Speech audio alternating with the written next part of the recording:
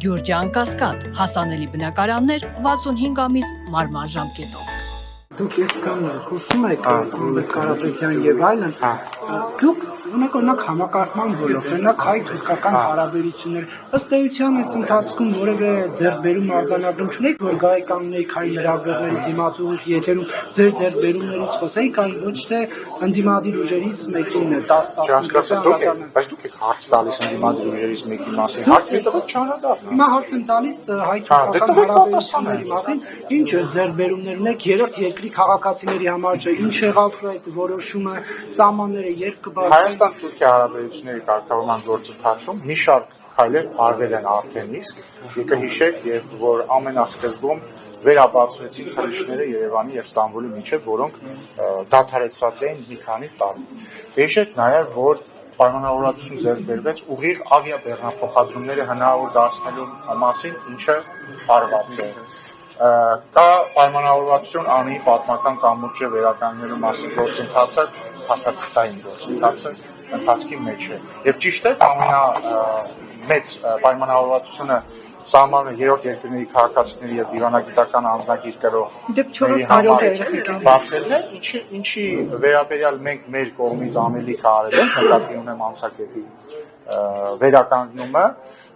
Լավ լուրն այն է, որ թուրքական կողմից վերջապես այս տարի իրենց կողմից սկսեցին աշխատանքներ տանել անցակետի վերականգնման ուղղությամբ եւ մենք սպասում ենք պայմանավորվածության իրագործմանը եւ այս առումով մենակը մեր դաշտում խաղաղությունը հաստատված է, ինչն է խնդիրը։ Խաղաղությունը հաստատված է, բայց գործընթացները պետք է գնան իրենց ռունով։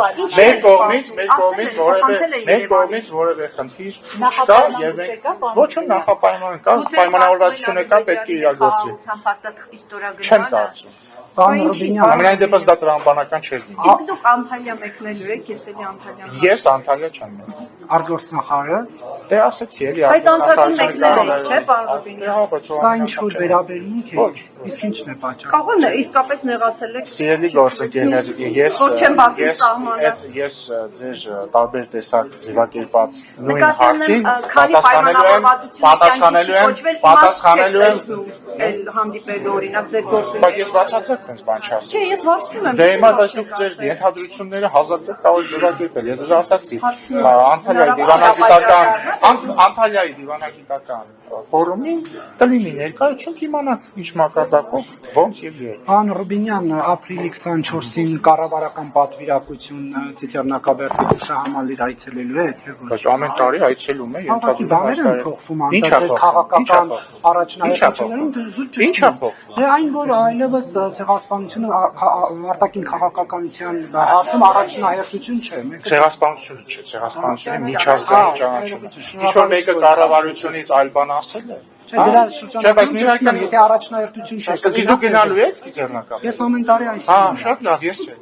Չէ, ես նկատում ի պաշտոնն է, չէ, ի Ես էլ ի պաշտոնն է։ պաշտոնի ամեն տարի այցելում եմ բացառությամբ այն տարիներին, երբ որ արտերկրում եմ։ Այս Գործողման տարի ոչ մի բան չի փոխվել, կլինի այց։ Բայց ինչի՞ պիտի չլինի։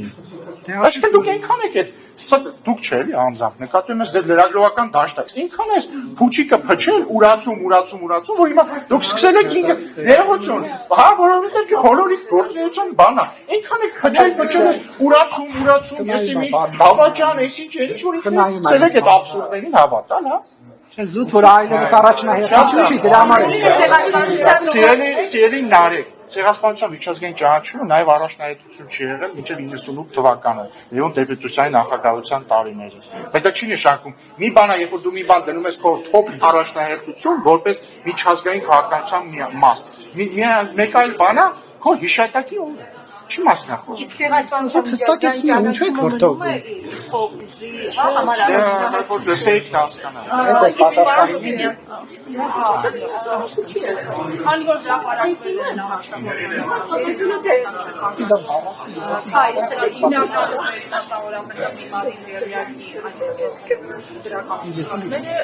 աչքի անցկացրել եք վստահում այդ ցուցակները ձեր գիտահատականը ինչպես է ստացվում որ երկրորդ դամարտակիցները հաջողությամբ համերժանում են օրինակ Վարդավաճ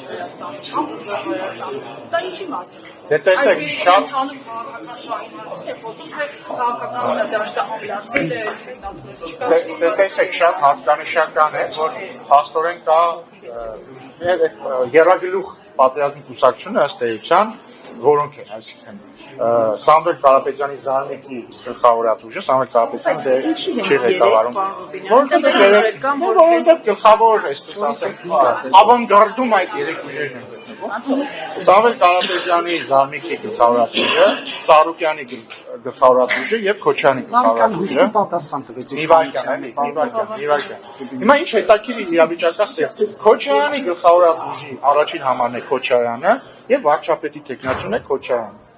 Ծառուկյանի գլխավորած ուժի առաջին համարն է Ծառուկյանը, բայց վարչապետի տեխնացուն Ծառուկյանը չէ եւ բացառիկ know-how համաշխարհային քաղաքականության մեջ։ Իրենց վարչապետի տեխնացուն գախնի, այսինքն Ծառուկյանը ասում է իմ վարչապետի տեխնացուն գախնի, բայց չի օրենքը էլի չի արգելում, բայց նկատի ունեմ ֆիքսենք էլի, որ առաջին անգամ համաշխարհային քաղաքականության պատմության մեջ մարդիկ որոշել են ընտրություններին մասնակցել թաքնված, պահկված տեխնացույով, հասկանու՞մ, կամ ընտրություններից, այսինքն Ժորժ ջան, երբ որ դուք ընտրում եք Ծառուկյանի ուժին, իմացեք, որ հետո ով ասես կարող է վարչապետի տեխնացուն հատուկ ասել է Քոչարյանը չի հաջորդը,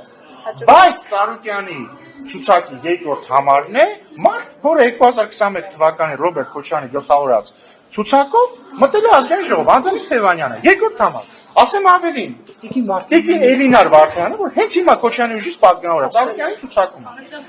Արեգնազ Մանուկյան եւ այսպես շան։ Հաջորդը։ Մի վարքան էլի, Ժորժ ջան, սիրելի բարեկամներ, կթողեք ես հարցս ավարտեմ պատասխանից, հետո կտակ ձեր հաջորդ հարցը, բայց դա հարց չէ, ռեպլիկա։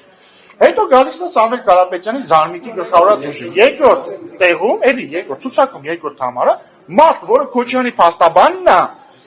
եւ որը 21 թվականին Քոչարյանի ցուցակում դարձել է պատգամավոր, Արամ Վարդևանյանը։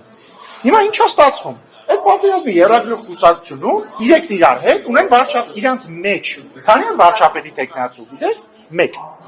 որովհետև ռուսաստանցի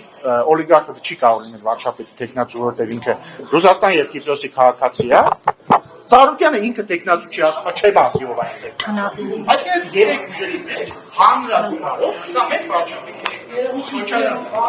Հիմա իրականում ես այդ ցուցակները տեսնում, մի մոտավորություն է ստեղծվում։ Օրինակ, ասես խաղեր արժանի ցուցակ։ Այսինքն ուղղակի հատկացած անները, քան քիչ խաղեր։